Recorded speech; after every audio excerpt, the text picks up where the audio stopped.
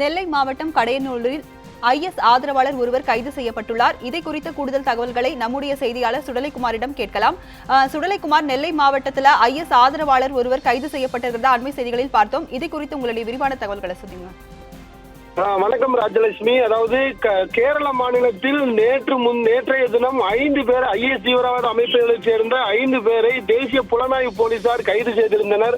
அவர்களிடம் நடத்திய விசாரணையில் அதாவது கேரள மாநிலம் தொடுபுழாவைச் சேர்ந்த சுபுகானி என்பவருக்கும் தொடர்பு இருப்பதாக தெரிய வந்துள்ளது. இதனையடுத்து சுபுகானி எங்கிருக்கிறார் என்று தேசிய புலனாய்வு போலீசார் தேடுதல் வேட்டையில் ஈடுபட்டிருந்தனர். இந்த நிலையில் இன்று அதிகாலை நெல்லை மாவட்டம் கடையநல்லூரில் சுபுகானி அவருடைய உறவினர் வீட்டில் இருந்ததாக ஒரு தரப்பு கூறப்படுகிறது.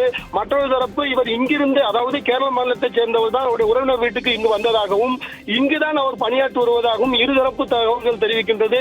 இந்த சூழலில் இன்று அதிகாலை சுபுகானியை கேரள மாநிலத்திலிருந்து வந்த தேசிய புலனாய்வு போலீசார் இன்று அதிகாலை சுமார் 5 மணி அளவில் கைது செய்து கொச்சிக்கு அழைத்து சென்றிருப்பதாக தகவல்கள் வெளியாகியுள்ளது. ராஜலட்சுமி. சுடலைக்குமார், உங்களுடைய தகவல்களுக்கு நன்றி.